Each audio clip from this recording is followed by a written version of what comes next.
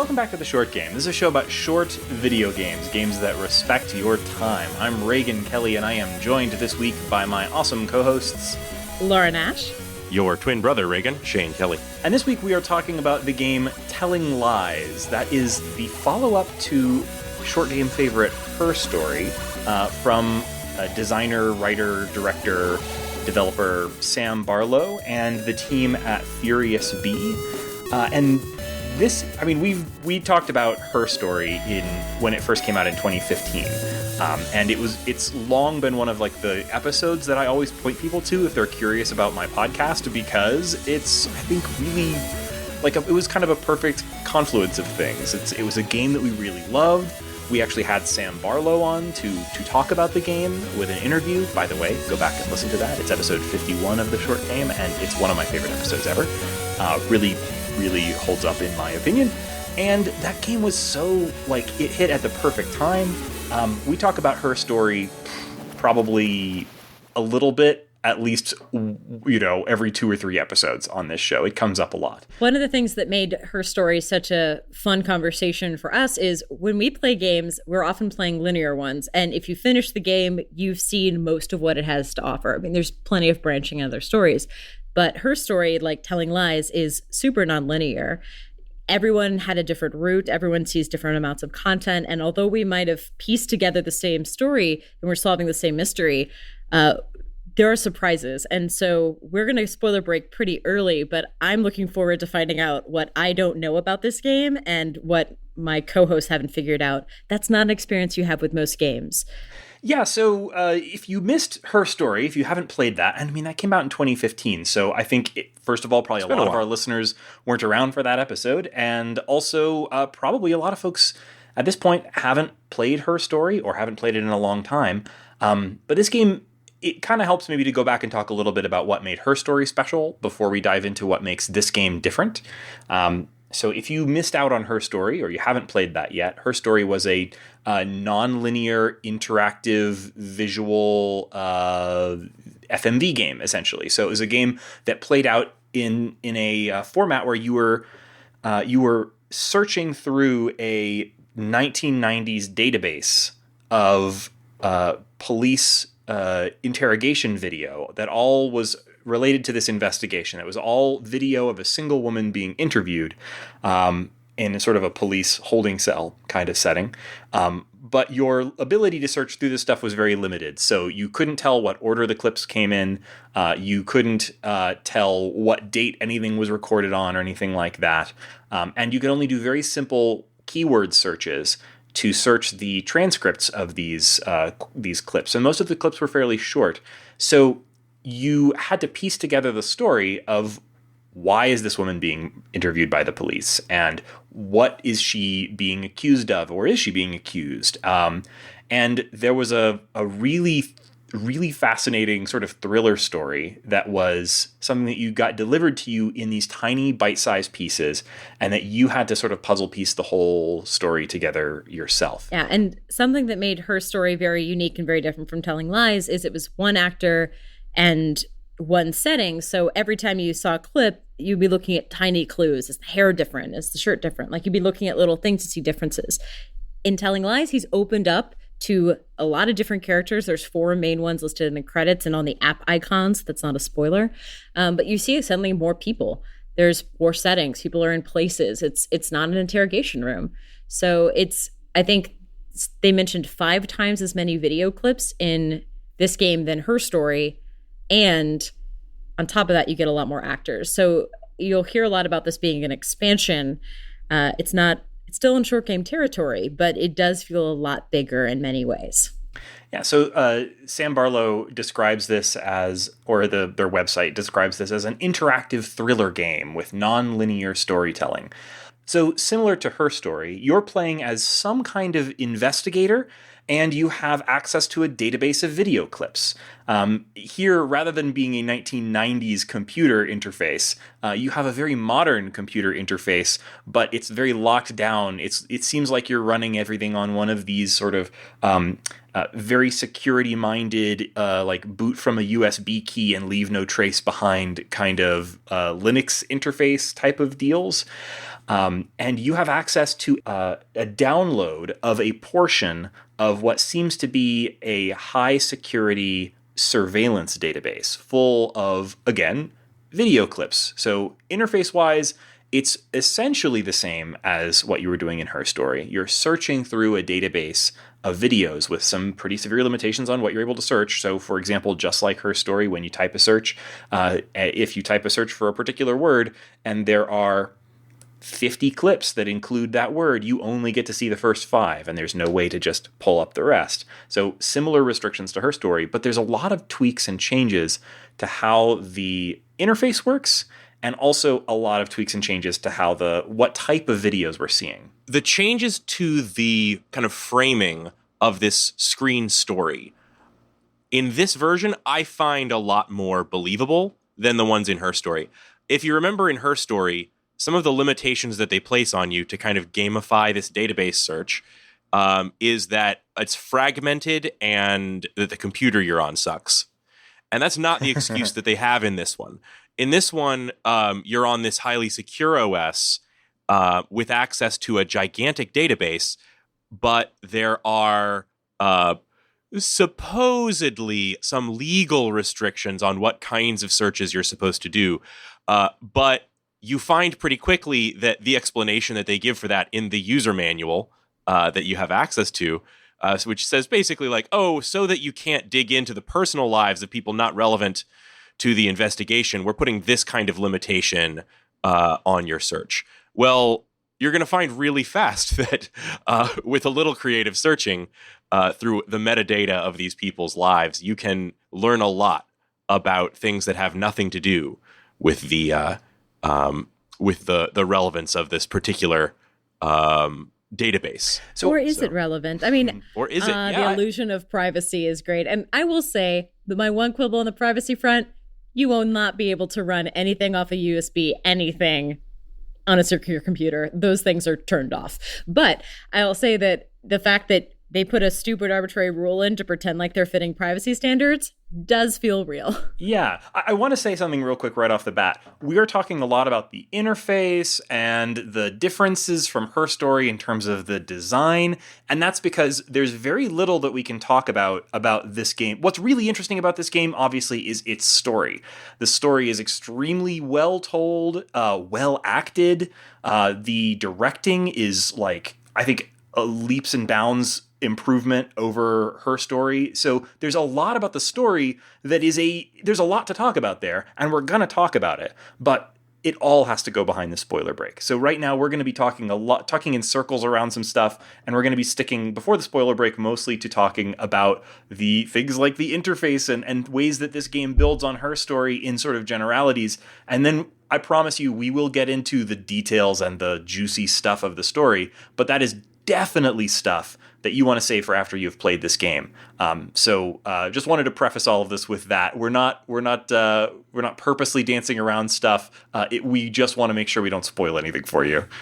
Yeah, but let's to help people who are in the dark of what this game feels like to play. What you do in the first section is you get this video clip, the intro, where the investigators sit down, open your laptop, and you have pre-searched this database for the word love, and it says 5 clips out of 13 are shown. And you click on each one, and you get what looks like one side of a Skype conversation for a lot of these, people talking into a computer, and then you see them silent. You're really just getting one side of the audio. And then you're getting hints of what the other person might say. You're seeing reactions, but you're getting half a conversation. And there's a full transcript below, and you can click on any word in that transcript to search that term in the database. You can scrub back and forth, but really it'll jump to the word. So in this one, it's love. You might jump a minute and a half in where someone says, love you. Or you might jump 5 minutes in to someone says, I love you, good night. It's up to you if you want to go back, slowly scrubbing back, or if you want to just watch the clip and end. But they seed you this word love so you can get a sense of what might be there. You can get a sense of the characters. It's a little bit open why these things are recorded in the first place. You don't know. There's so much you don't know about these people. You don't know their names. You don't know why they're in the places they are. You don't know who they're talking to. The idea is the first mystery is figuring out who these people are. And then there are more and more and more mysteries that you keep searching. I want to contrast this a little bit with Her Story again. The biggest difference here is what you were talking about, where these videos in our database here are mostly one side each of a Skype call or other video call. These folks seem to be like the biggest video callers in the world. Nobody ever picks up the phone and talks. They all look into their phones, which, good for us. We get video. Say the people who were recording a podcast over Skype. Yes, this is true. Yeah. Oh man, I am actually seeing your face right now. Listeners, we're going to include all three sides of this podcast Skype call as individual video files for you guys on our Discord so that you can watch each of them beginning to end and try to puzzle out what the actual review is all about. Oh, the Short Game Discord? You mean the number one gathering place for people interested in short video games on the internet, and also the number one perk for people who support this podcast on Patreon? That's exactly the place that I mean. Thank you, Shane. In fact, listeners, if you aren't aware, or if maybe this is your first episode in a while, the Short Game is supported entirely by our listeners on Patreon. And listeners, or supporters rather, at any level, even $1 a month, which doesn't sound like much and probably isn't, but helps us a great deal. Every supporter gets access to our Discord, which is where we plan the show. It's where we have talks about games that we are playing in advance of doing the episodes. It's where we talk about the games after they've recorded, and where our listeners can chat with each other about their games. This would be, I think, a really great game if you want to come on the Short Game Discord and talk with folks about your theories about the story, or all of the different... if we want to have spoiler conversations about telling lies, that'll be a great place to have them with other people who are interested. And of course, we also have channels for other non-short game stuff. We still got a channel where we're slowly but surely making our way through Fire Emblem Three Houses and enjoying that chat quite a bit. We've got a nice What's Making Us Happy channel where we're talking every day about little things that we're enjoying that are non-short game related. So come join us, and we would love to have you, and we'd love to have your support. You can go to patreon.com/theshortgame. Please join us at any level that you're comfortable with. Even $1 a month or any amount that you can chip in helps us a great deal. Thanks very much. Anyway, where were we before we went into pimping the Patreon zone? Well, this isn't the first time that we've played a Sam Barlow game that kind of followed this design of being a cross between interactive fiction and full motion video games, which are two things that are, I think, having their day in the sun right now. But what this is, though, is, to me, the most bingeable piece of interactive fiction that I've ever played, because, well, when I've done other games like this, like, they felt like his previous games, like Her Story, felt to me kind of like, oh, I'm sitting down to watch a movie / play a game. But this was more like sitting down to binge watch the first season of a cool new Netflix show. My experience of actually playing it, just laying around, in bed watching with my wife and taking notes in a notebook, was both like really a nice interactive way of doing it, but it was also the kind of kickback experience that you don't usually get with interactive fiction. It felt more like binging a good show. Oh my gosh, I have never felt less guilty about fast forwarding and reading subtitles than in this game, in a good way, because the game is set up with a scrubbing that if I had gotten half of a conversation, I knew I could jump for, a minute and a half in, there's a monologue, or a minute and a half in, there was a huge moment of silence in someone else's call. I'm just going to go to that part. The subtitles will tell me if there's something interesting. I am shocked that this let me be a guilt-free completionist in a way. Like, I could see a ton of clips, but I didn't have to feel like I had to watch every second like in Her Story. So although I preferred Her Story in some ways, I was really happy that weirdly the thing that made it feel slightly less immersive, or like a video I was watching, also made me more active. It felt a little bit more like an actual times when I've done video clips for my job, where you fast forward, you're on the edge of your seat for half a minute, you can skip to the good stuff, you get to define what the good stuff is. That felt really good and satisfying.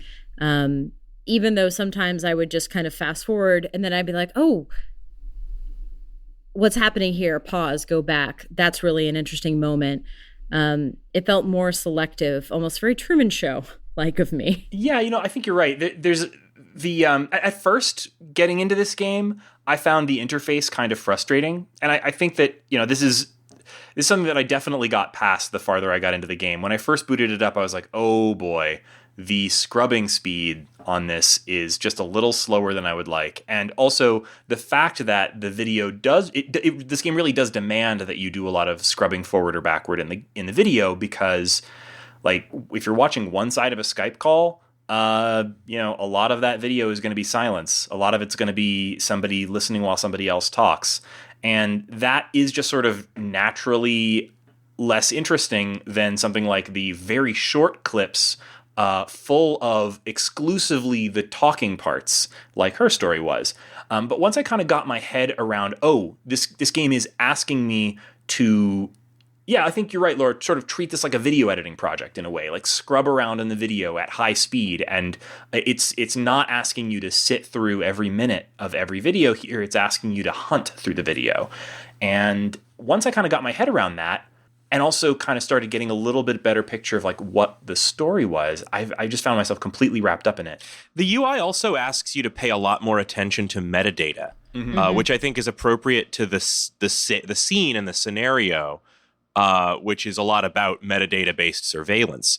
But having the things like the duration of each clip, so that you can match two clips together, or the date on which the recording took place, seeing all of that stuff, and being able to follow a keyword that you see from one video to another. So you might hear someone say a name. One of the most fun things to happen in a game like this is to hear a new name be uttered. And then you reach out and tap on that name, and then you can immediately go over to a search and find a video. Well, obviously this video recorded on the same day, and of the same length, is going to be the other end of this call, on which I'm certain one of these parties just incriminated themselves. So, you know, it could be really juicy when that happens. Absolutely. Yeah, and also another thing that kind of made this more involving than Her Story was just the production values and acting and directing of all of the video. I mean, first of all, I'm not saying that the acting or directing in Her Story was by any means bad, but it was a single actor the whole time. And it was also a single scene or single set the whole time. Whereas this, just every video is recorded in a different location. There are, you know, many different characters, and they've a big hired, cast and an incredible cast. Yeah, like a cast really of great. Like really Top to serious like TV and film actors. The one that jumped out at me was that like it took me a little bit to recognize, oh wait, of course, one of the actors in this is the woman who played Clementine on Westworld, and she turns in a really good performance here. The actor who plays the blonde woman, the wife of Carrie Bechet. Carrie Bechet. Okay, she turns in an absolutely fantastic performance that's like full of nuance. She was the one person who, when I was watching a video of her and she was just listening to someone else, usually her husband, talk, I would not fast forward, because she had just such life in those silences. Like her performance, even when she was not speaking, was like something. And just like, yeah, the directing, like. Wait, you were talking about that actress that was on *Halt and Catch Fire*? Yes. Oh my God, she was so amazing on *Halt and Catch Fire*. The drama of that show. Listen, if y'all haven't binged *Halt and Catch Fire*, that show had an amazing run. An amazing cast, top to bottom, and she really shines in it. She's so good.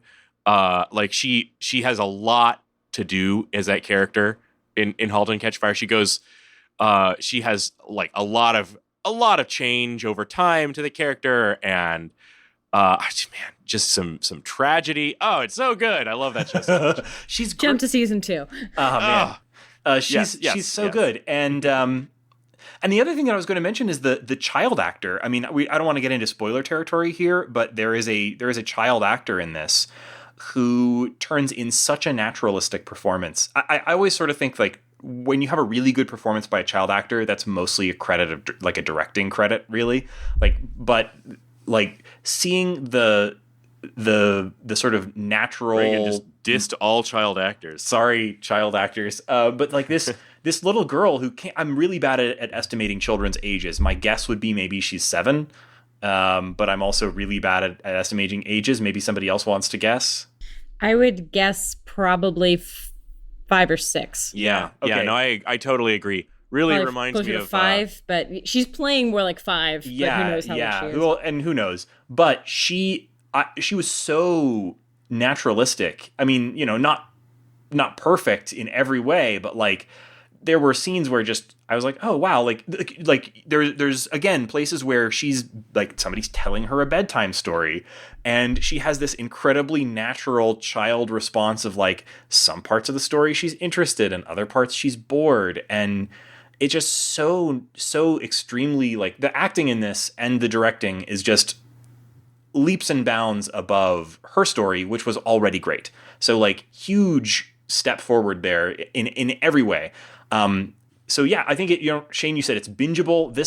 This feels production value wise like a really good TV show. And a couple things that I know I was worried about coming in and were a little bit barriers to entry. This game doesn't have any rape in it. It seems like it might. Like I honestly was like, oh my God, I hope the mystery isn't a rape. It's not. There are some adult situations. There's no nudity, but if you have your audio on and your husband walks by, he might be like, "Ew, gross. What are you watching? Are you watching porn?" No, I'm not watching porn. I'm playing a game for my podcast. Thank you very much. Yeah, Jamie definitely walked in when I was watching one of the... Okay, I don't think it's a huge spoiler to say one of the characters is a cam girl, and many of the videos are... It's in the love line, I think. Yeah, so many of the videos are essentially recordings of fully clothed cam girl type performances, and Jamie definitely walked in while I was watching one of those and gave me like a real look, and I had to explain what I was doing. So keep that in mind, maybe, depending on where you plan to play this. There's no actual nudity. There's nothing that I think would like really raise any eyebrows, but eyebrows would raise. Okay. If this some of the screens in this, there's some dirty words. Yeah. I mean, there's some scenes where the audio as well gets particularly ribbled. Yeah, yeah, that is true.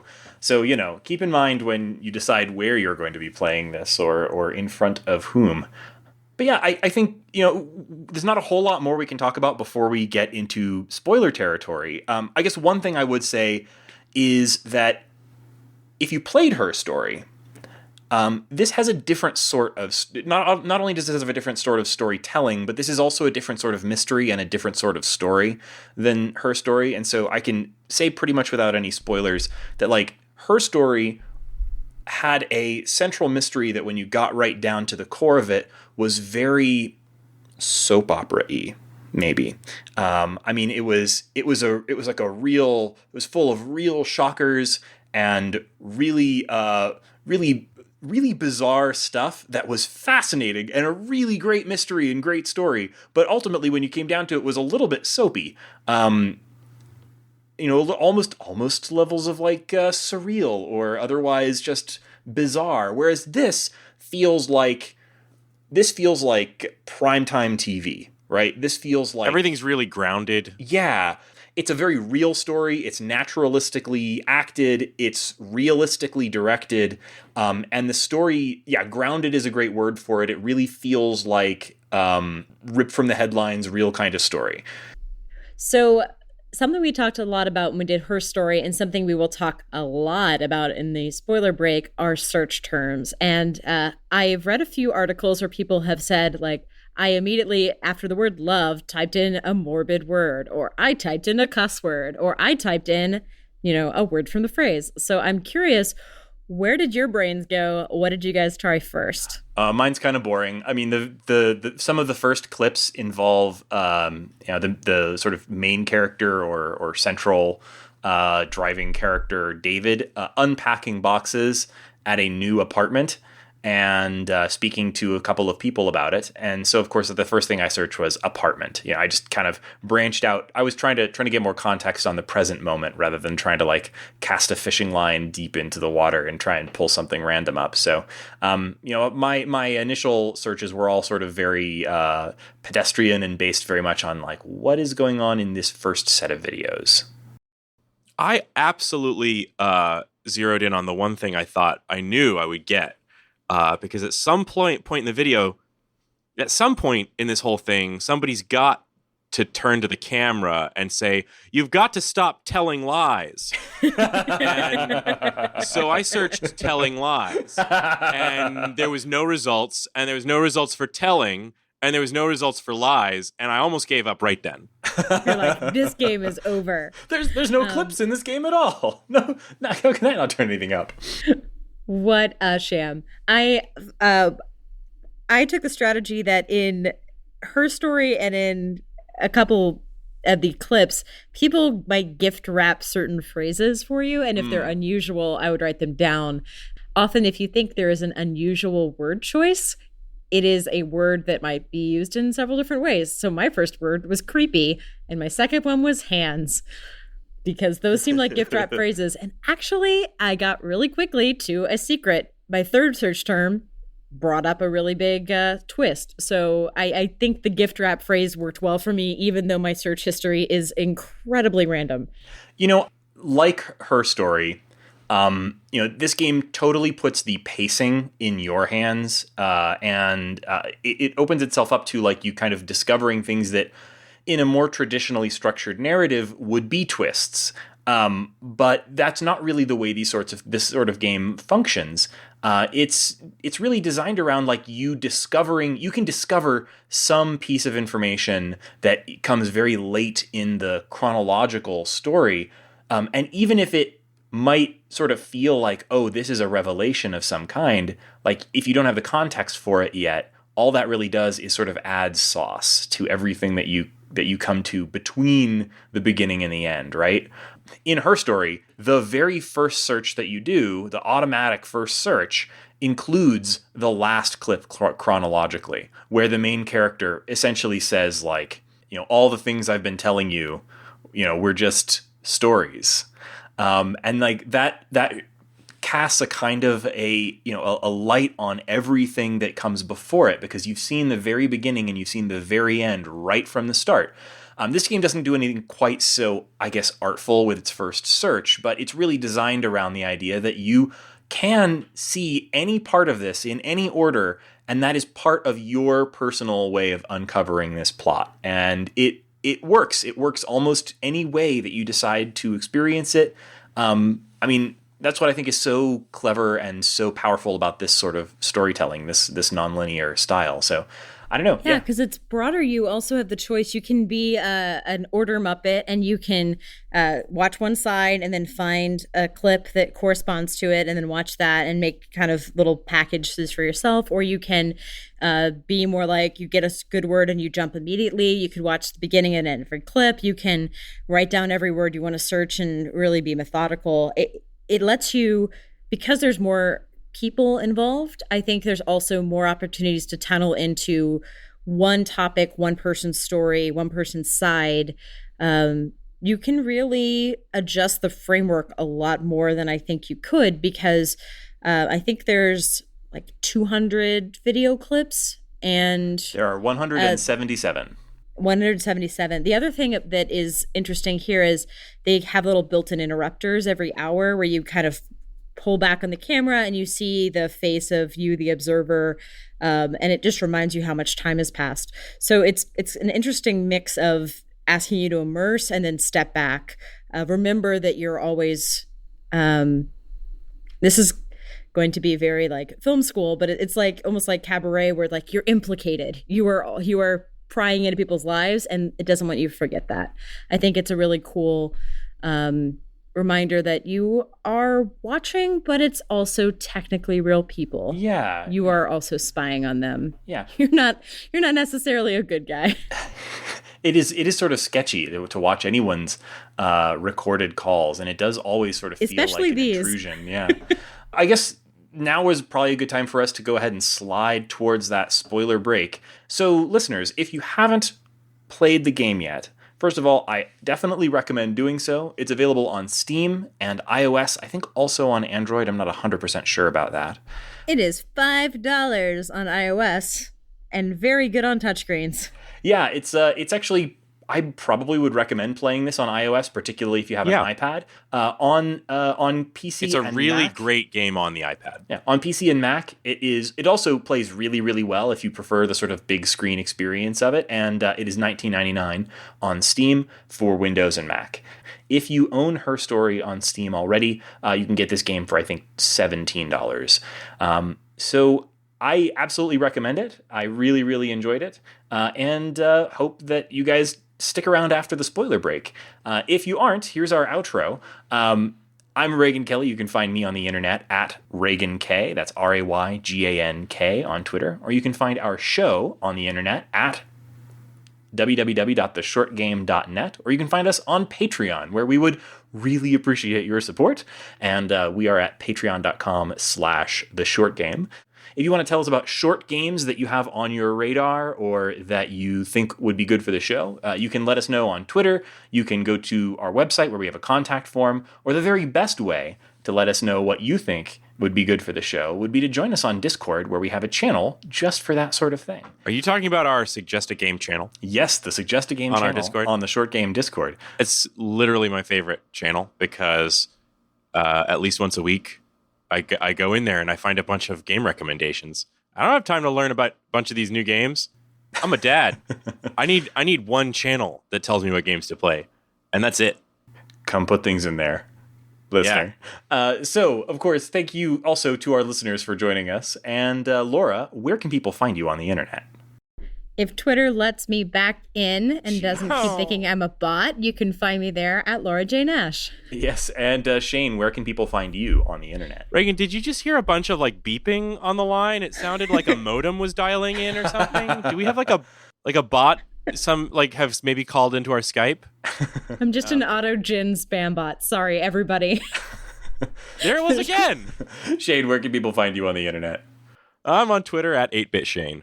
And ladies and gentlemen, here it is, your spoiler break.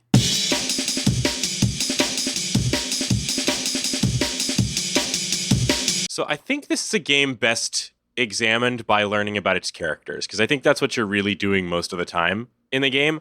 And the first character, the most unavoidable central character, is David. And how did each of you guys find out about David first? Because I think in the first search that you're presented with love, you see David there from a couple of different angles. I think you're introduced to him first as like a dad and hubby. So I will say, actually, I had preconceived notions about David from looking at the app icon. I was like, I hope this guy isn't sleeping with all these women. And guess what, guys? 2 of them he's sleeping with. Spoiler, we're in the spoiler break. But as Reagan said in the chat, that is not the main drama, is that everyone is sleeping with David or wants to sleep with David or David is paying to have sexual relations with. No, there's more drama. Yeah, I really, at first glance, this looks like a story about David cheating on his wife. Yeah. And that was what I thought. That's definitely what it's framed as. Yeah, that's what I thought I was getting into at the beginning. I had this moment where I was like, she's got some pretty serious NSA connections to figure out about this cheating husband. Yep. And she's got the big guns out. Oh, did you guys hear about the lesbian in space who like used called down from space to spy on somebody? Like, it's the first like crime committed in space is like a lesbian trying to figure out like divorce papers or something. Nope, that's news to me. It was on gay Twitter. Go ahead. That's okay. I'm gonna get back on Twitter. So you're saying that the back on topic. There are no astronauts. The very first space crime is lesbian space crime. It is. I'm for it. All right, Shane, go ahead.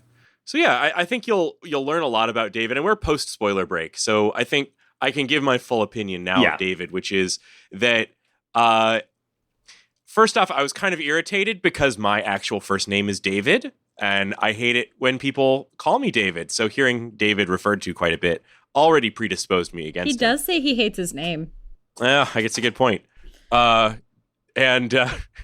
Nicknames, when someone says something like that, and then you get to search, oh, he gets the nickname in this conversation, Davey. So that makes it easy to find the other side of the conversation. So that's a fun way to get around that. But David is kind of a douche. He thinks he's got this complex about him where he wants to be the hero all the time.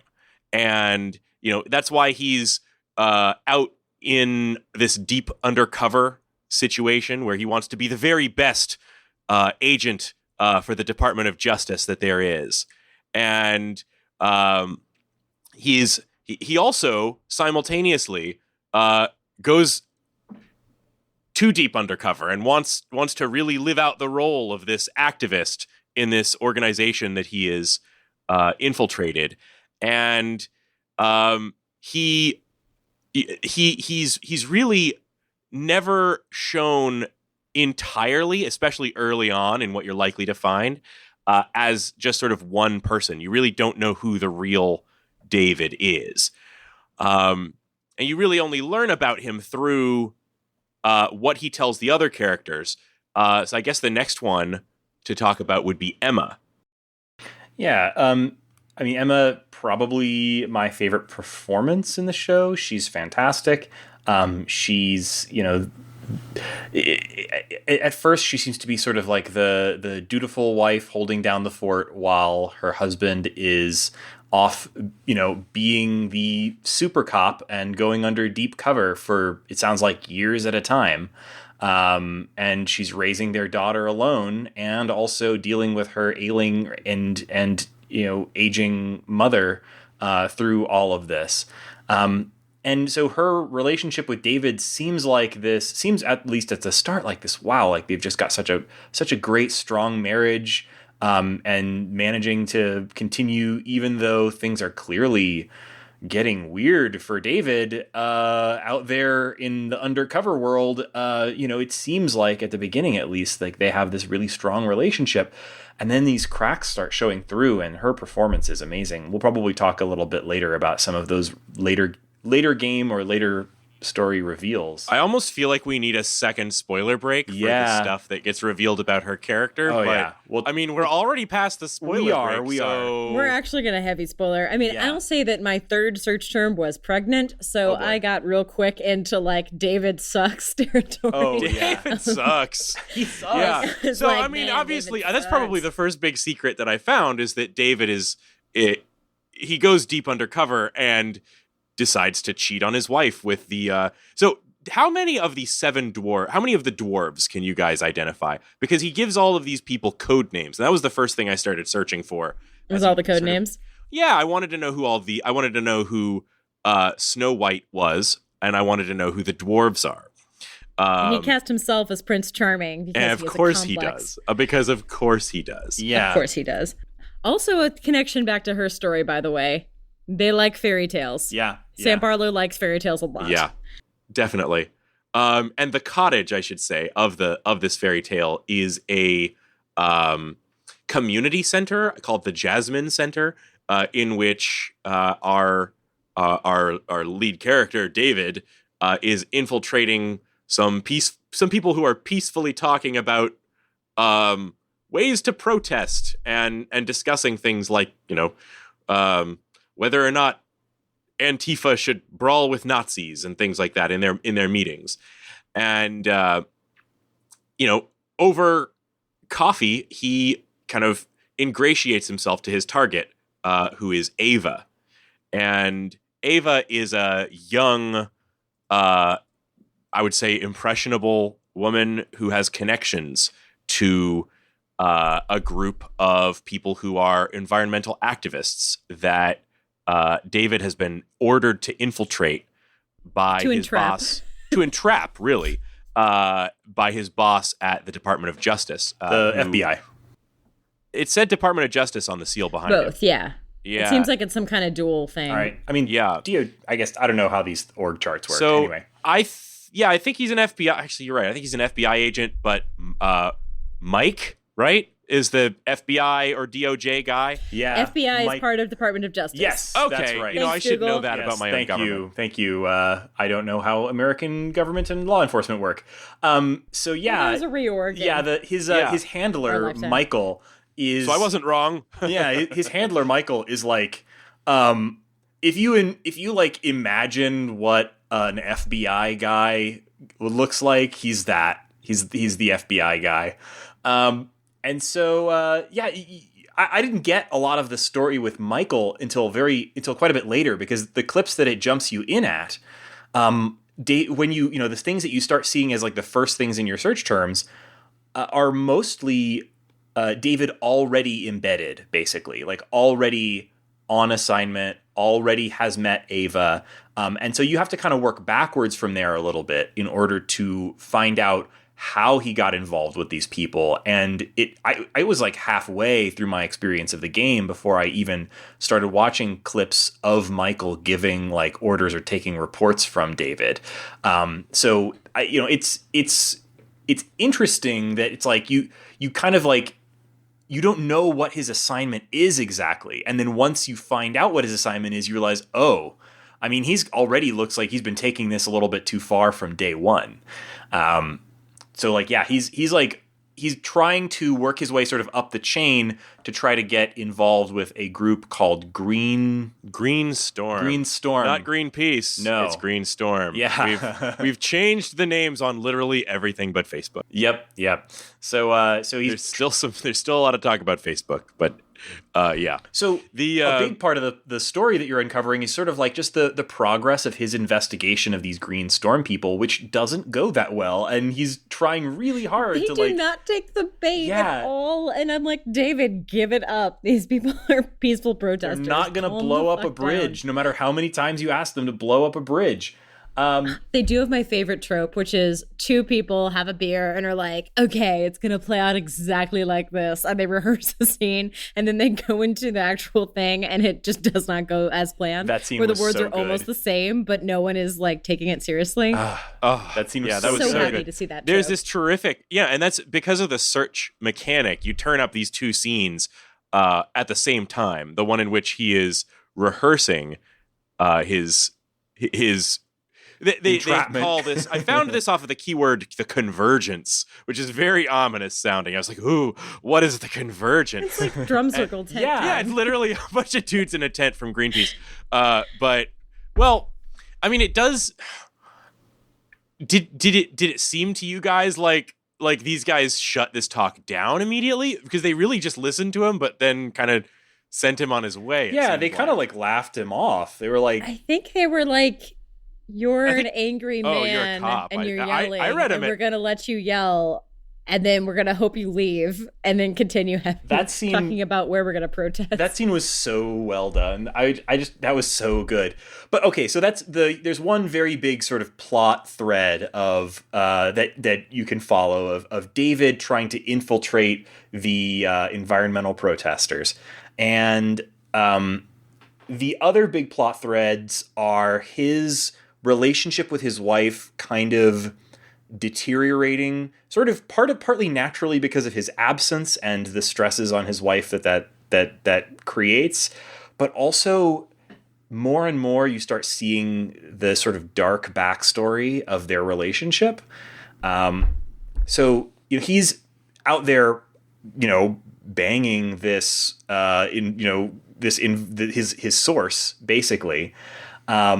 And gets her pregnant. Yes. Yeah, which I didn't find out about till fairly late. How old is she? She's really young. She starts the game at 18. Okay. Yeah. That's still really... it's still sleazy to me. It's so sleazy. It's extremely sleazy. But like, meanwhile at home, he's got this kid who's growing up without her dad, and I don't know. Do we want to talk about the murder that it talks about? Yes. Yeah. We're in spoiler territory. We skipped over that when we brought up Emma, but I just feel like it was one of the last things I was able to actually dig up information on. Yeah. Yeah, same here. Same here. It's something that these two characters, even between the two of them, have really successfully buried the history of. So as we talk about, how did you guys get into this? Because I found the clip that uncovers their big secret through the grandma Laura with dementia talking about how confusing David for her husband, and then being like, who was the guy she dated before you? Oh, Paul. Yes. Yeah, what happened to Paul? Yeah. Anyway. So I definitely came across that. Paul, I did not. I found it in a moment where I think late in the story, she just becomes very upset with him. And she brings up in that moment that first off, she says that we killed a man, essentially. Or she said, you killed a man. And it sounds like he's saying something like, I was protecting you. And she says, you weren't protecting me. I know, I never told you this, but I know that you watched from outside the house. And it was in this moment, you're like, what? They're talking about someone was in her house assaulting her, and he watched from the street while she was being assaulted, and then came in and when the timing was right for him to be shot the man hero, dead. Yes, when he could really be the hero and really get his first blood and make it where he could have stopped this person before, but he let the person go in that he knew was going to waited 5 minutes attack her, his girlfriend. Yeah. And then went in order to actually shoot and the then man dead, and then the man just backed away, and he shot him dead essentially in cold blood. Like, he didn't shoot him dead. He shot him in the lung, and he slowly asphyxiated for 10 minutes. Let him choke to death on his own blood. Yeah, and then you eventually can told her you can't find all this out in one video. You really have to hunt for all of this detail. Yeah, it's such a grisly story. I first encountered there is one video, which is when I think one of the reasons we praised Carrie Bechet's performance so much is because she has a very difficult exposition dump video where she plays with dolls and acts out the whole thing, and it could have been awful. Yeah, but it was was acknowledge it could have been horrible. Yeah, that could have been not good, but it was so good. It was so good. It was so. But I really love the way that they sort of hinted about this throughout the game. That is a clip that, for a variety of reasons, is like, that's a late game clip that it's hard to get to. I came to it very late in the game, but like the first time this was referenced, I got it in the scene when he was talking. We haven't talked even at all about the cam girl, the cam girl, who's, we're not even 100% sure on her name. I think it's Max or Maxine.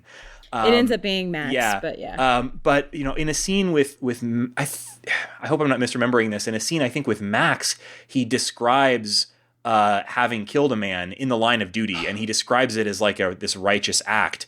But then when he describes it, he describes the specifics of having killed Paul. He says, I don't know if he says Paul, but he does say he shot him in the lung. Yeah. So if you search the word lung, you can get to the main video. Yeah. And this really, the first thing I found from Max was a clip where she said something that I felt like was, I didn't get the moment where someone turned to the camera and said, you can't be telling these lies. Yeah. But I did get the clip where Maxine says that men are always honest with sex workers. Yes. And that they'll lie to their wives and their girlfriends, but they're always honest with sex workers. And that I mean, that it's so true in this story. It might as well be the title. He says, I mean, like, it's kind of great if you're like, is David lying? Is this bullshit or not? You could always go back to a talk with Max and be like, oh, nope, that one's true. Or no, he's lying. I mean, she lies. Every single thing out of her mouth is a lie, but he is actually telling the truth to his sex worker therapist. It's great. God, the dude everyone in this needs a fucking shrink. Yep. And not one that you pay to take her top off on the internet, like... So I will say that, like, at the very beginning of this game, actually through most of this game, I was just sort of like, why is Max here? Like, why is she... like, I know why David is here, and I know why Ava is here, and why Emma are here, because they're the people whose lives David is coming through like a bull in a china shop. But then Max is this sort of peripheral character, right? Where throughout the entire story, it seems like whenever he gets a chance to be alone, he gets on this cam site and, pays Max to not take her top off and instead talk to him about whatever he's got on his mind or whatever she's got on her mind. Because David's not talking to enough women. Right. And, well, what he really needs is a shrink, but this is what he does instead, I guess. And at first I thought that seemed sort of like a lot of the early clips of that. It's like, okay, I get that he's lying to everybody else in his life and he doesn't lie to her, but like I didn't get any like details or like really. I was sort of like, why is this here? But the Max plotline becomes, I think, much more interesting and extremely relevant to the end of the game. So we're already talking about spoilers. If it seems like she's a little peripheral to all the story, like the way that she kind of, with the way that the ending hinges on her, I thought was really clever and interesting. He finds out that she's been lying to him first by her, the reveal when she reveals that she's not actually French was very funny to me. Like she drops the French accent and changes her hair, and he comes on. He's like, "What the fuck?" But it's like it's obvious that like even after that, like even after everything that she drops the act, quote unquote, like several times on him to the point where I think he's just really deeply bothered. And then and he insists, he's like, oh, but baby, we got something real. And she's like, no, none of this is real. You're horrible. Banned. Yeah. But once he bans her, like a true internet man, that drives him freaking insane. And he like tracks her down and shows up at her like camgirl studio that's clearly like in her garage or something, and attempts to assault her, and she shoots him in the leg. And I was like, damn. Yeah. And she videotapes it and then tells the cops he was assaulting her. And I was like, good girl. Good. Yeah. I mean, and that is marks sort of the beginning of like a weird spiral for David where like he's, he loses control of his investigation. They try to take him off the case and he doesn't want to go, but they, the whole investigation explodes in his face. His relationship with his wife explodes in his face. And finally, the game, Shane, sounded like you had maybe a potentially slightly different take on the ending, but I mean, for me, it just sounded yeah. I was personally shocked by the way that I started tracking timestamps partway through, and I realized that like he has that awkward moment at Convergence like 3 months before he's desperate enough to show up and get shot in the leg, and then it's 3 months or 4 months before the ending. And I was like, man, this guy, considering how fast he got embedded, he is the whole thing's only like a year and a couple months. Yeah. And I was like, this guy goes downhill so fast and then so slowly. Yeah. So the whole situation there was like, so towards the end, every part of his life has exploded on him. And my interpretation was that essentially he was suicidal because of all of this. He's he looked for an excuse for to make that suicide more than just let me go shoot myself in the head with my service weapon. And so he stages a suicide by bomb where he carries out the attack on the bridge that he was trying to convince the Greenpeace types to do and couldn't. I kind of read that as like really this was a suicide, but he was trying to put a spin on it that would maybe make it, maybe he was fooling himself or maybe he wasn't, but trying to make it feel like it meant something rather than just being him killing himself. Make it sort of a gesture that he could dedicate to his children. I'm a good guy. Yeah, he wanted to be the hero even to the end. Yeah, one more time. I don't know about that. I can see that read, and I don't have a ton to back up my read on the situation, but I got the feeling that he might have faked his death. And the reason I say that is, one, just the video of him dying shows a bright light and then the camera goes off. So it's not 100% conclusive in that regard. And then second, I don't see in the video him going from, I'm sure I maybe just missed some of this in terms of the content, but I don't see him going from the secret agent behind enemy lines all the way to the true believer, let's blow up the pipeline to buy Mother Earth a few more months without having, a natural gas pipeline cut across her, beautiful face. So I didn't see that. And so when it gets to that point where the walls are closing in on him and he's been kind of arrested in this compromised situation with Max, to me, I think he sees himself as being burned on multiple fronts, and that's when he calls up.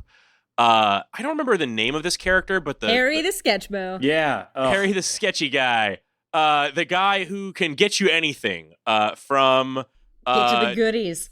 DMV data to what he refers to as candy, which I believe is bomb making components. So, I just, there's something missing there that I didn't see, and it's probably his conversion there, but I feel like it also could be his secret plan. Yeah, it was very hard for me looking at the timeline to find clips between when he gets shot in the leg and when he blows himself up, because there's a couple ones that I wrote down, like he calls Harry for the fireworks and he awkwardly tries to see his baby and they yell at him. Where's his one call from jail, for example? I did not find that. Oh, his call from jail I did find. I didn't see that either. Okay.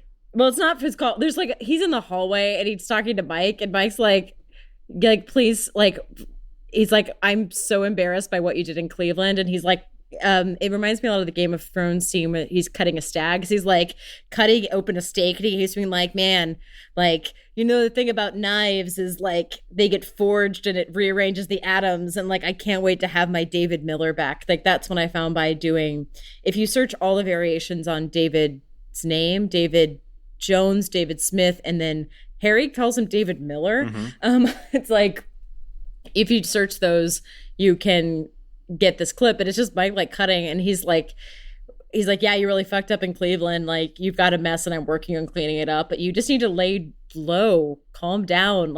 Remember, you're an FBI agent, and he's in a hallway, and it kind of looks like a jail, and he's like, but I'm loyal to the Bureau. That's got to count for something. He still thinks he's a good guy. So it's not necessarily a revelation. He's not and now I will have a secret plan to blow myself up. But he's still trying to insist that he's an FBI agent in good standing after he gets shot in the leg for attacking a cam girl. Yeah. And his boss is just like, David, what are you doing? I assume that you guys saw the sort of tearful, I'm going to make this right video that he made in the boat before he... Yeah, there's two of them, yeah. Oh, there's two? What do you mean? Well, there's the one where he explodes, and then right. The one I'm talking about, the one before that. And it seemed like that was sort of... And that was a few days before he actually, commits the act, right? So, yeah, I don't know. I agree that, on my timeline, I've got, July, and then it... late July, and then it jumps to November. So yeah, me too. If there's anything in between there, that maybe could like shed some light on that? Like I maybe. I mean, yeah, the next one I have is when he like tries to see his baby. And it's funny, there were things that I assumed were really late. Something I think I found that I know Shane was looking for in particular is Karen. Who is you? Yeah. You're Karen. Yeah, so we didn't talk about that yet. Let's talk about the frame story. Oh my gosh.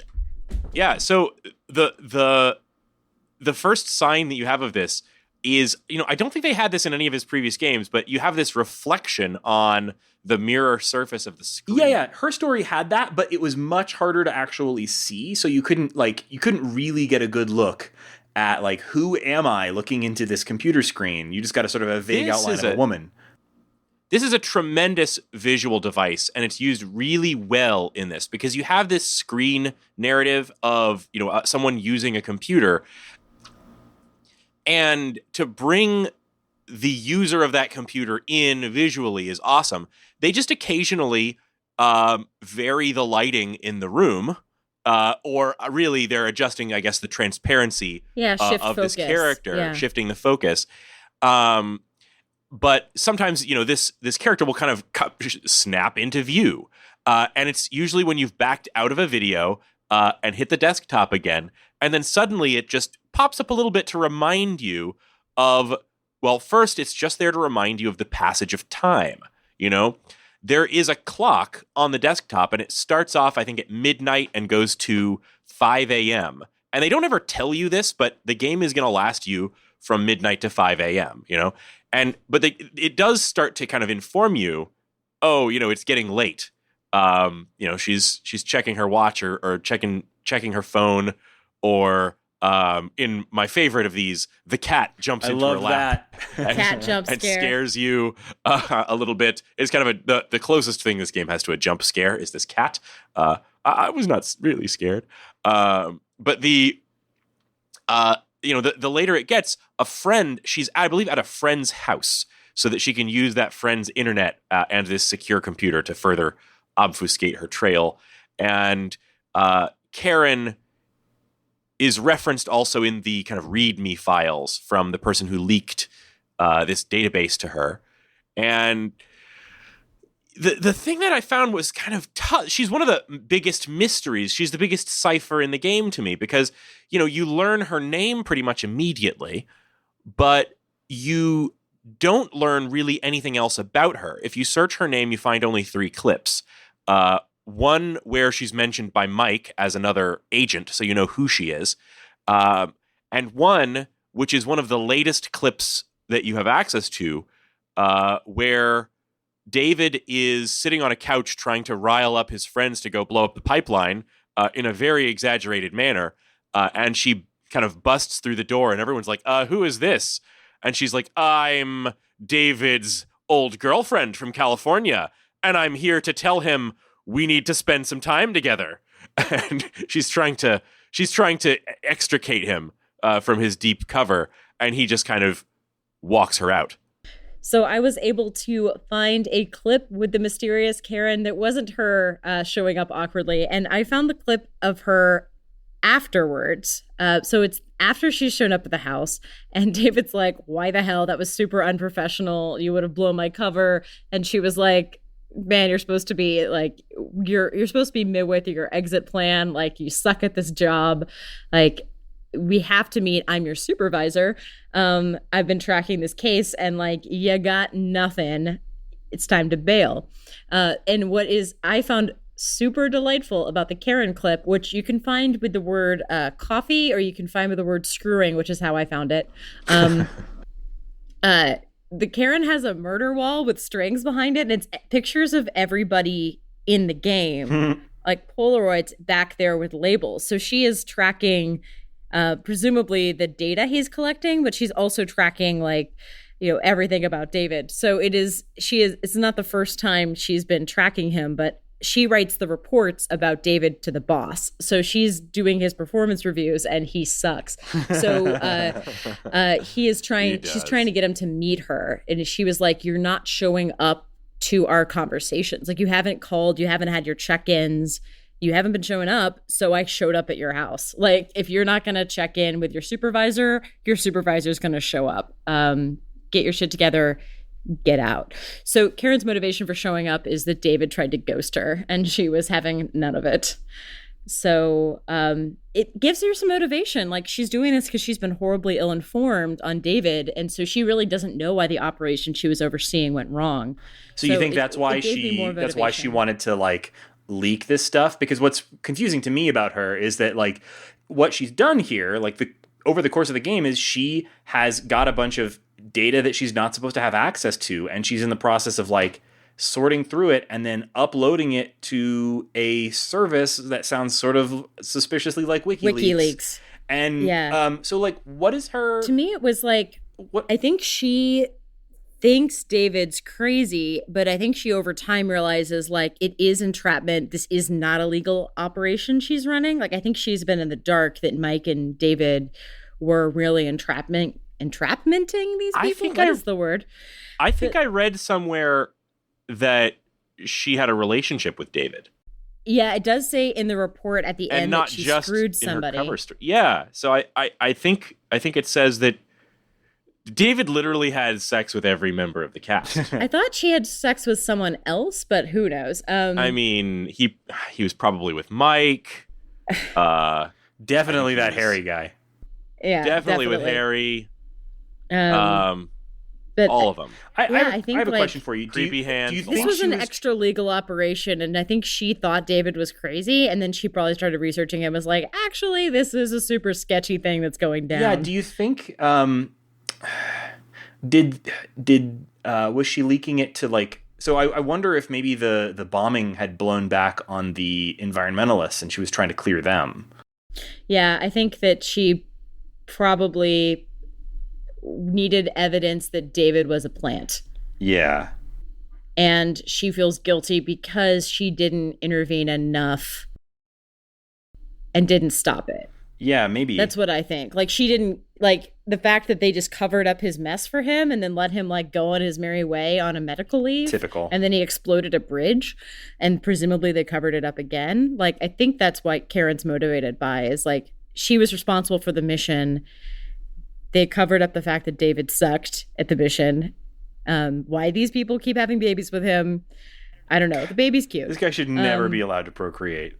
I mean, Alba is a great toddler, and presumably Star is going to be much better not being raised by David, who sucks. But that aside, I think it's a responsibility thing. Like, it's not just a political thing. I think she's trying to prove that the FBI let this unhinged man be in charge of a case and then didn't solve, like, after he proved that he was crazy, they didn't shut it down. Yeah. I think that's probably right. So we should probably talk real quick about the post game bit. When you finish, so after the 5-ish hours are elapsed, the game gives you the option to upload your findings, which basically just means you choose to end the game at that point. And what it does when you do that, when you upload your findings, is it kind of does a slideshow of every clip that you've seen, which tells you how many clips you've seen. So I don't know, how many clips did everybody see? I think I wrote it down 1 second. I saw 129 of the 177 clips. When I ended, I had originally just seen 98, and then I went back and played, so I'm probably closer to 130 now.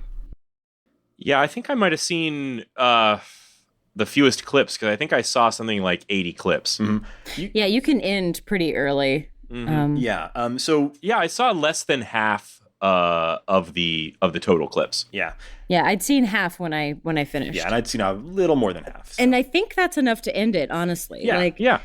I went back because there's a lot of calls you guys were asking me questions from just one side. Yeah, I went back because you guys were asking questions, and I realized there were things I didn't know about. So I was consciously looking for clips that filled in gaps that you guys brought up.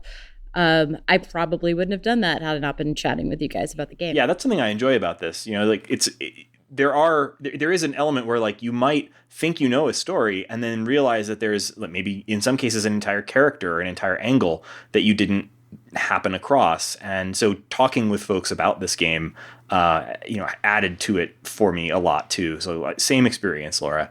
But one thing that I thought was kind of cool about this is that when you do end the game, so I'm basing this on what I know. I may be wrong about some of the details about exactly how this technically works. But when you end the game, It obviously it goes to credits, but I think just in the middle of the credits, or kind of towards the beginning, middle of the credits, it shows you some like kind of where are they now kind of video. So first of all, there's the video of Karen walking out of her apartment. You know, I love that she takes the time to drill holes in the laptop that she was using to upload all of this stuff, and then walks outside just as the FBI agents are showing up to arrest her, and lights up a cigarette and starts smoking on the roof. The end. But then you do get a kind of a where are they now video, which seems to me like it shows you based on who you spent the most time watching videos of. And for me, that was Max for some reason. I didn't think I watched that much Max, and I got her too. Yeah. So. I only got the one for Emma. Interesting. Okay. Oh, good. So I got the Max one. And I also, and I'm going to admit that I only know this detail because after playing the game, I went spelunking through the video files inside of the application bundle, because that is something you can do if you are the sort of person who, you know, doesn't care about the rules and only wants the clips. That there's 2 versions of every one of these ending clips. They're very similar. Ooh.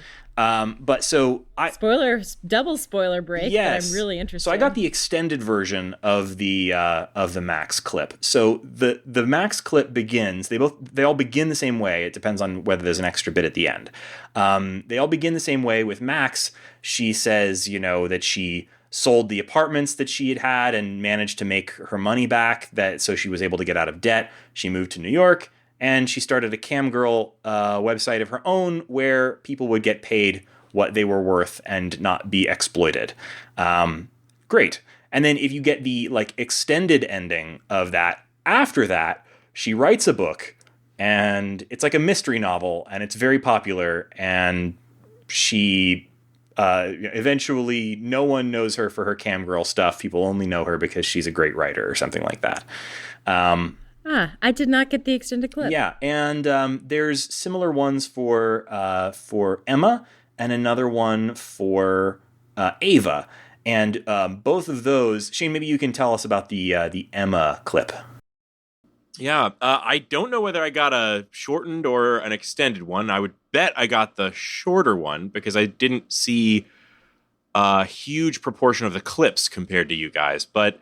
Yeah, I mean, when I finished, I only had 98, so I think that's why I also had a short one. The one for Emma, she's basically saying that she and her daughter kind of managed to move on, and she calls out that they never watched the video that David left for them. Yeah, and I watched all of these endings just because I'm that guy.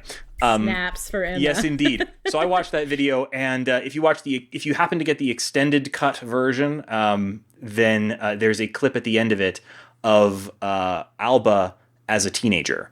That's why she's in the credits. Yeah, so the credits have teenage Alba and teenage Star, and I was like, I did not get this, and it doesn't make sense in the timeline. Yeah, exactly. So that's basically why, like, I saw those there, and I was like, there was a teenager in the time, and that's what made me think, like, okay, I'm just going to go ahead and watch these video clips that are hiding here inside the application bundle, because I was like, I'm pretty sure this is where the teenager versions of them are, and yep, there they were.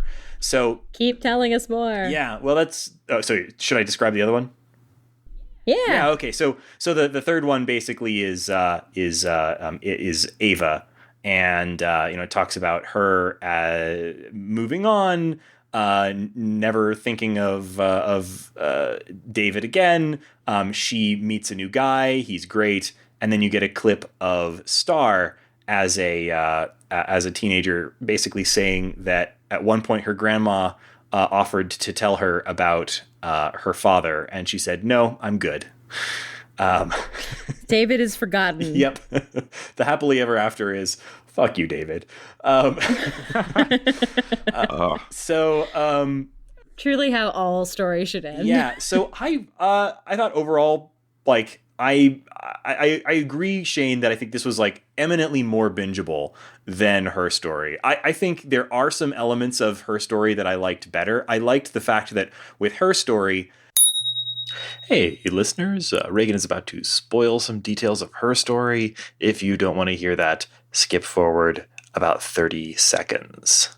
when you got to the end of the story, even if you watched every single clip, there was still the big central mystery of like, is the main character a crazy person with multiple personalities, or the far less likely seeming, but like also seems much more supported by the evidence version of that, which is there are literal twins that are like standing in for each other in their spoilers for her story. So we're past spoiler break, right? I hope that's okay. But not for a different game. Okay, like, but what I'm getting at there is that like her story had like this mystery that extended beyond the context of the game, right? Yes. Like that meant that you needed really to once you'd experienced everything the game could possibly give you about the story, there was still a sort of a central mystery left for you to puzzle out with yourself afterwards. And that was half of the fun of it, having the conversation after the game about like what was really going on there. And it was what somewhat... did you notice? The little details. Yeah, and it was somewhat open for interpretation. There's much less of that like hunting through every frame of the video for tiny details to interpret. And there's definitely, at least it doesn't feel like to me, I feel like there's definite closure once you know the story. I don't feel like there's any like massive open to interpretation details left over. That makes for a more conclusive story, and maybe more satisfying in some ways. But I did kind of miss the true WTF nature of the ending and like nature of the story of her story. So I don't know, something to compare. There's less recontextualizing. I didn't rewatch clips like I did in her story. You can count views, but like there rarely was a need to rewatch a video for me.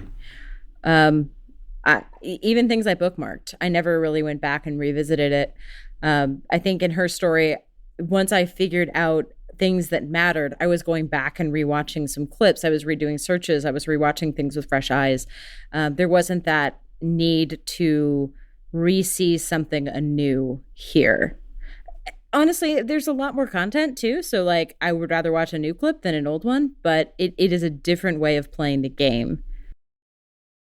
I definitely like this better than her story. And to me, the main reason is this kind of presentation for interactive fiction seems so well suited to a multi-layered mystery.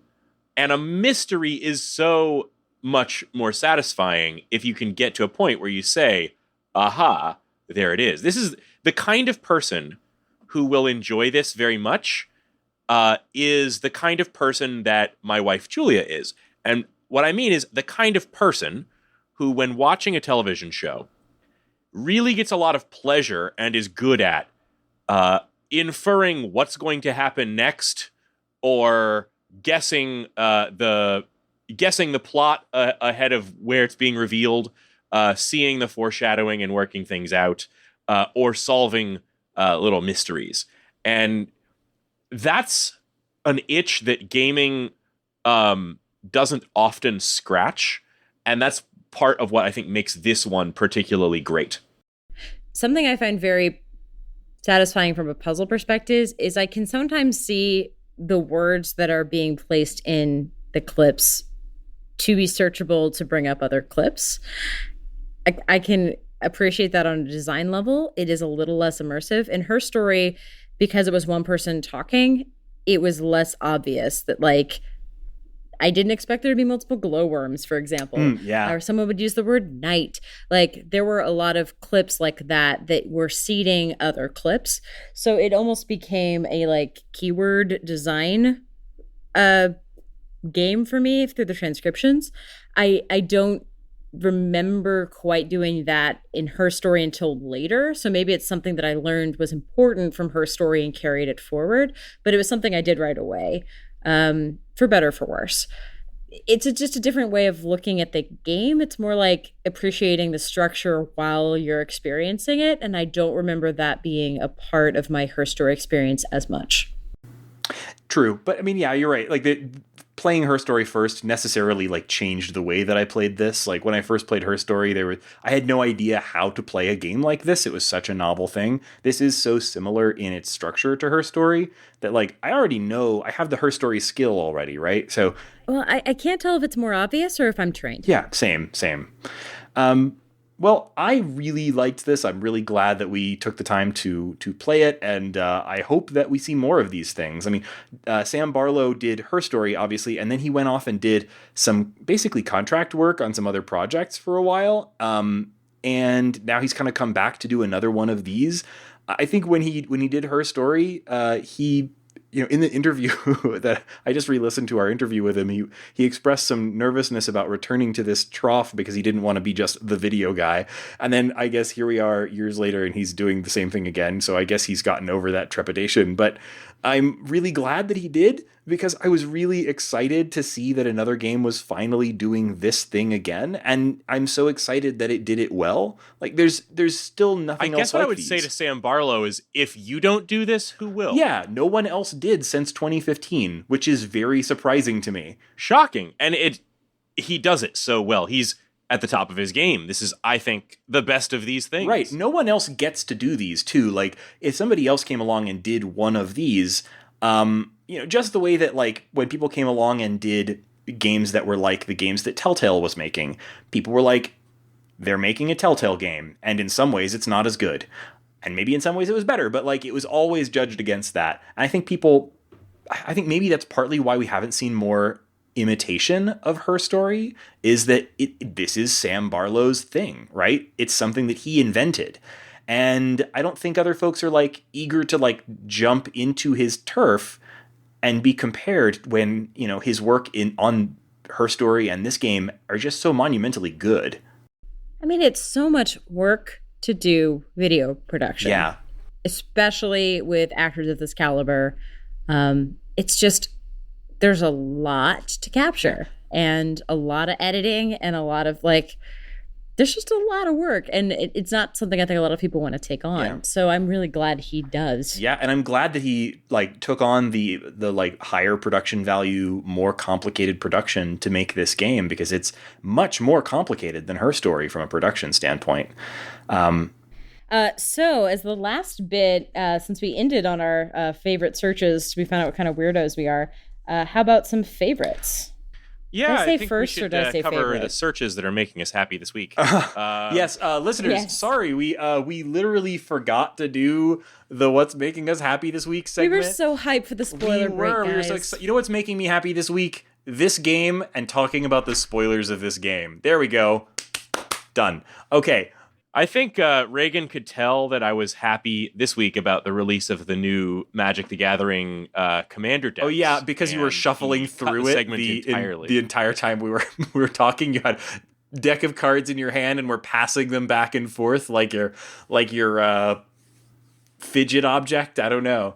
My cards have new shields, Reagan. I've got to break them in. Yeah, all right, great. They're sleeved. So Laura, you said you wanted to talk about favorite searches that turned up unexpected stuff.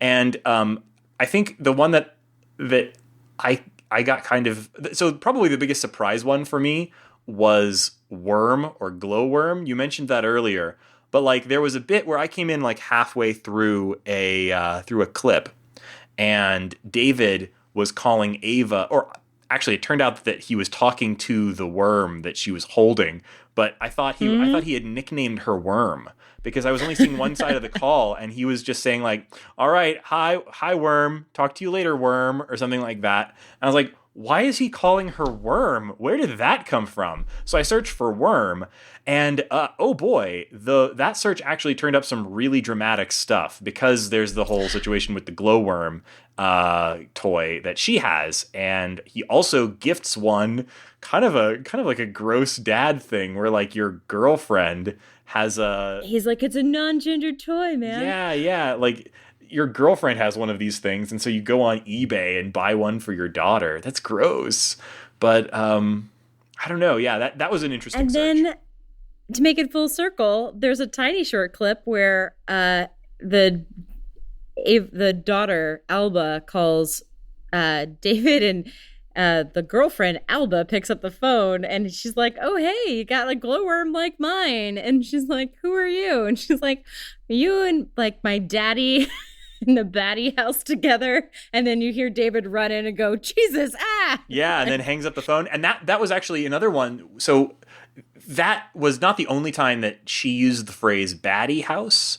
And you know, baddie house is like such an interesting phrase. Something that I found with her story and this both is that like sometimes folks will have these like little phrases that they use that are very unique, and those are a great thing to use as a search term.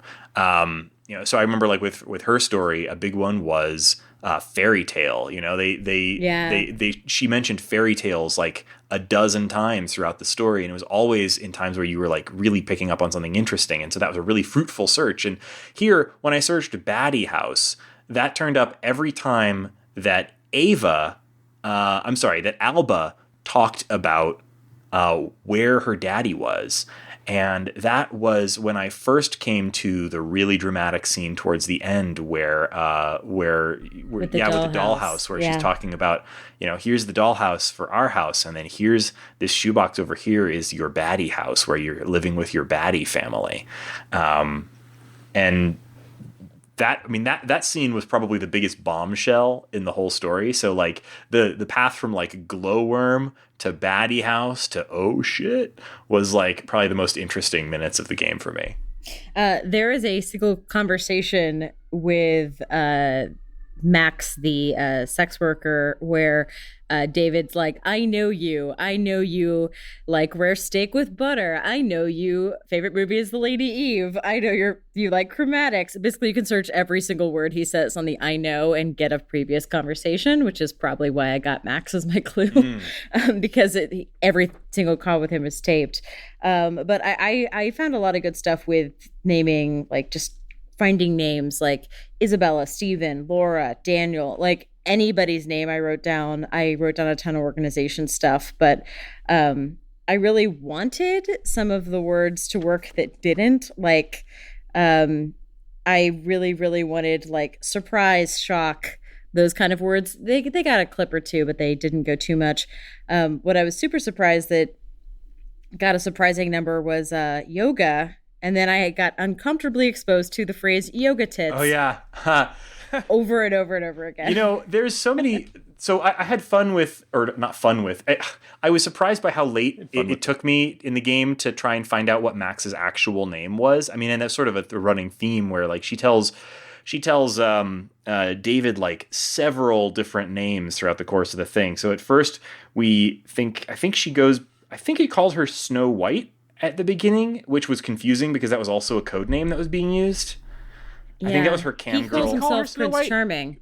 I was going to say my my favorite searches was early on. You hear him say something kind of to his handler about these various code names, and so some of my earliest and favorite searches were the ones where I just started searching the fairy tale names. Yeah, the dwarves, Snow White. And that led me to the initial stakeout and initial meeting. That's awesome. That was really cool, and it happened really early. And it kind of set a bracket for the beginning of the story for me. That's really helpful. I also found for when I was trying to get the timeline together, searching the names of holidays, Valentine's, Halloween, Thanksgiving, pulls up a lot of clips. That's interesting. And also helps you get a timeline together because it's David talks about the holidays with all three women, and that is not normal. So like he'll talk about Halloween with Ava, and they'll talk about costumes, and then he'll talk about Alba, what she's wearing for Halloween, and like where Emma's taking her trick-or-treating, and then he'll talk about like the cam girl's like gonna dress up like a vampire for Halloween, and everyone's got to vote on it. So it's like the only connective tissue that I found consistently were holiday names. So it's an interesting way to see where he is with all three women at the same time, and I couldn't find that through any other search. That's really interesting. Yeah, I was just going to say that like I thought it was really so I initially thought that the end of the story was after the big revelation with the like where the big sort of confrontation with his wife where she the dollhouse scene. I thought that was initially I thought, oh, this is the end because it's such a big revelation, and also like it sort of drops like a bombshell, and it's pretty late on the timeline. And then not too long after that, I just came across a random video with the cam girl again. And in this one, of course, she was going by a different name, and it was Rose Red. She had changed from Snow White. Actually, she changed from Snow White to Yoga Tits to Rose Red on her cam girl site name. And that was much later than the clip. Did you hear the Rose Red story? I don't think I did. So he talks about Rumpelstiltskin a lot. He tells it multiple times, but he also tells the story of Snow White and Rose Red, I missed that and one. the bear, which is really interesting because almost all of, just like in her story, almost all of the characters end up, they're not necessarily search terms, but they are a surprising number of search terms in each fairy tale. Yeah, there's a lot of like that kind of cross-pollination where like there's something to search for, and you'll end up with like unrelated things that sort of still feel designed to stand next to each other as videos in a way. Like, yeah, that's something that really tightly designed. Well, here we are. It's the end of the show. Looking at the clock, it's almost 5:00. We've got to upload our findings. So thank you, listeners, for joining us on this episode of The Short Game. We already did our outro and everything at the top. If you haven't joined our Patreon and Discord, we would love to chat with you about your thoughts about the story. We've got a channel open for talking about telling lies. And I don't know if you're a Discord user, but if you're not, Discord has a wonderful support for spoiler tags, which makes it really easy to have these kinds of conversations. You can tag anything you say as a spoiler, and it makes it very easy to kind of opt into the level of disclosure that you're ready for. So we've been having good conversations about it already, and we invite you to join us. So please come on down to the Short Game Discord. And also let us know what games are on your radar. Coming up soon, we're going to be covering Knights and Bikes. And Laura, what's on the calendar after that? So after we do Knights and Bikes, we're looking at a couple different games, maybe Red Strings Club, maybe Astralogaster. We've got a friend who will hopefully guest after she finishes her dissertation, actual Renaissance scholar. But we do know that we will be covering IF Comp 2019 in October. And then we'll have our 200th episode. So it's going to be a very exciting couple weeks ahead for Short Game. I'd like to say, we have some really great ideas in mind for our upcoming 200th episode. And I'd also like to get a little experimental with all of you guys, especially those of you out there in the Discord. I think this is going to be the first time that we can really take a big group crowd approach to our yearly coverage of IFCOM. So I think it's going to be an interesting October and the rest of the year. Yeah, I can't wait to chat with people about IFConf. That's going to be really exciting. So again, thank you so much for joining us on this episode, and thank you for listening to The Short Game. Telling lies. Yes, Papa. Eating sugar. No, Papa. Wait. You know that one? Yep. Yeah, I did. Telling lies. No, Papa. No, Papa. Open your mouth. Ha, ha, ha. Ty loves that one. All right.